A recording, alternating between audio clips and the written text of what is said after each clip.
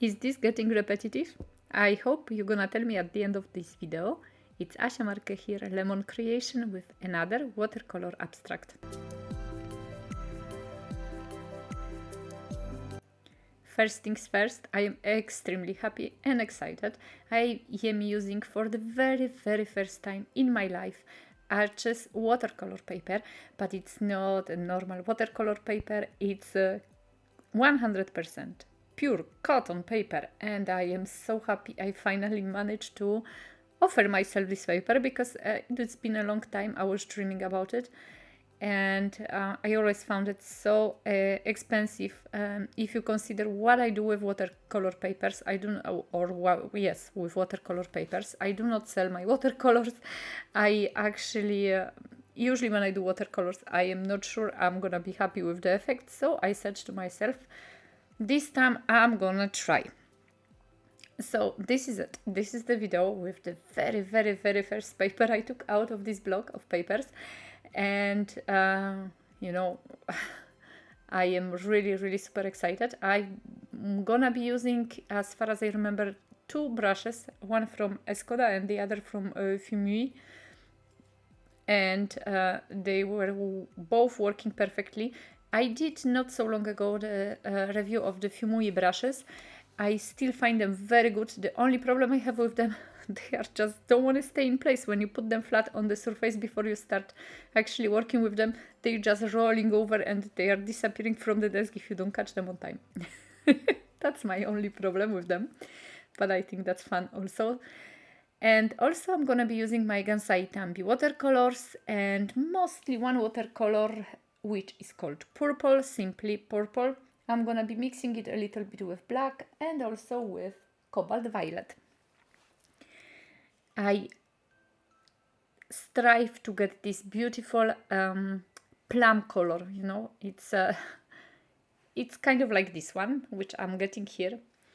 But I wanted to make an abstract, and I wanted to stay in this kind of palette of purples and violets, mostly purples though.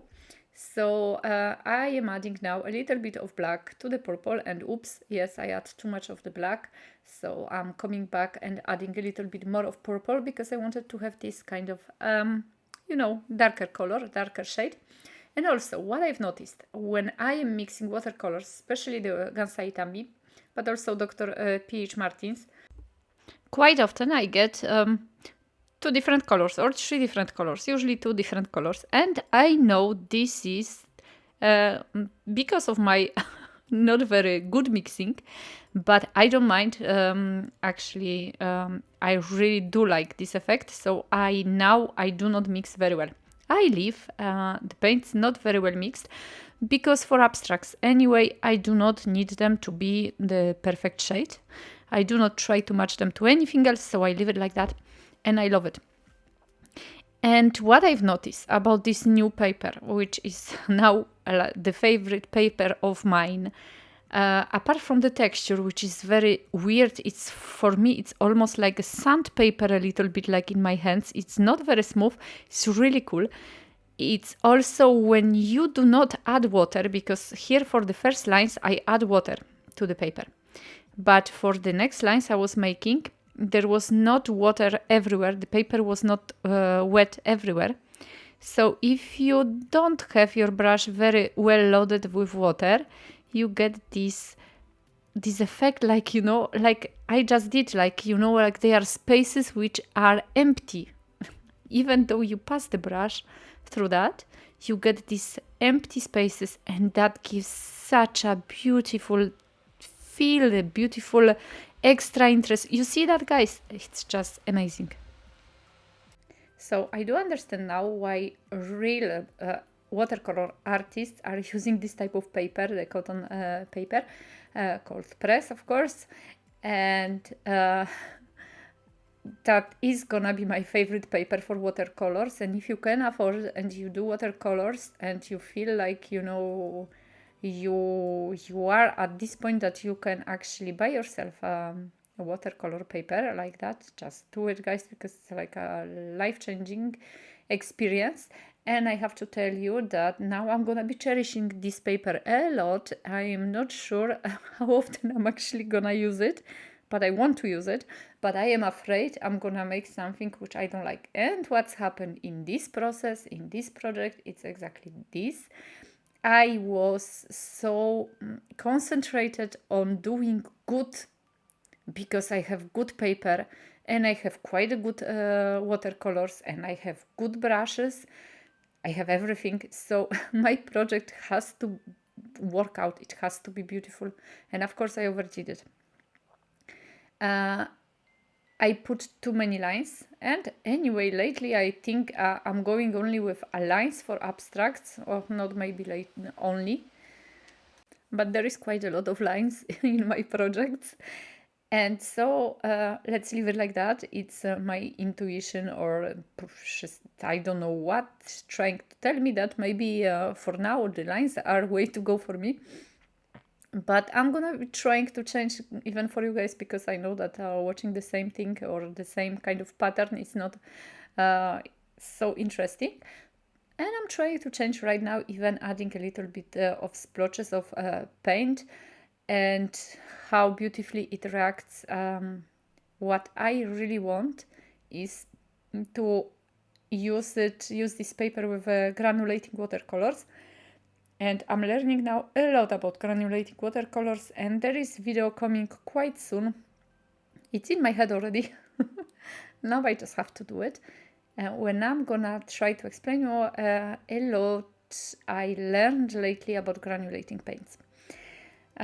So that's gonna happen. For now, we are not there yet. But for now, look at this, guys. This is amazing. I mean, amazing what watercolors can do. You load your brush, you press it on the paper, and you get different intensity of colors with one brush stroke. I absolutely love it. And these spaces when it's almost like there is a wax on the paper in some places, and it just the paint doesn't get attached to it. And it's not wax, it's just the fact that at some point the brush got dry, and it just worked like that. Beautiful, beautiful effect. I'm so in love. I finally feel like I do have professional materials. I only feel like I am not professional enough myself. But that's a different story. And I'll get there one day. So yes, I know. I see that now. It's total mess.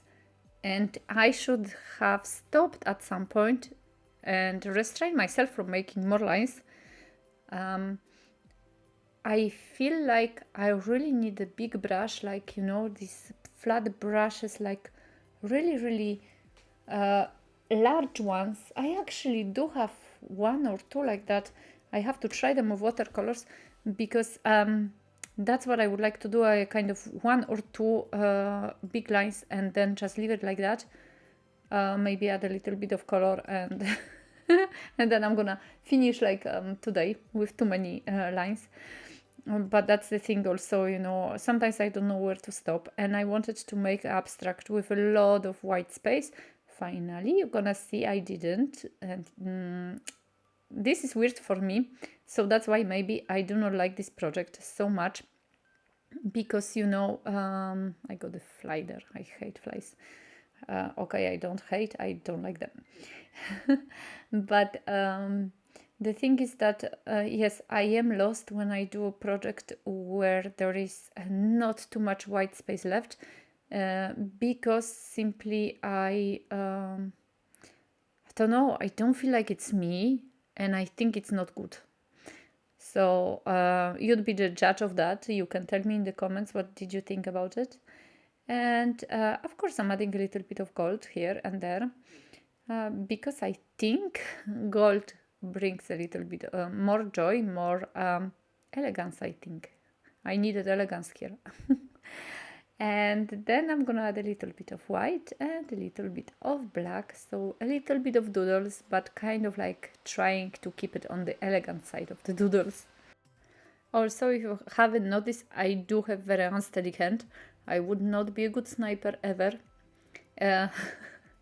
Not only because of unsteady hand, but that's the thing. And as you can see, in some of the parts of my drawing, when I was adding, or painting rather, when I was adding the golden accents, they reacted differently with the paper, with the paint, and that's simply because some parts of my painting were still kind of wettish, and so they made this kind of like puddles, but very nice ones, and some of them were super dry. And I actually prefer when they are a little bit wet and when they do this kind of magic, which I do not expect, because as you can see, there are some golden accents which are exactly the shape of the brush or the bristles, but I prefer, I think, the ones in the middle, really in the middle, which changed a little bit of this purple, and it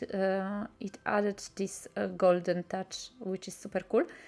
So I like that very much, and that's also very cool thing with watercolors, depending on how you use the watercolors, if it's dry on wet or wet on wet, or whichever techniques there are still. You know, you can use it and you can get different effects, and this is always something very very nice, I think. I really love surprises, you know me. That's why I also like magicals from Lindy's, or infusions from Paper Artsy. Surprises are cool.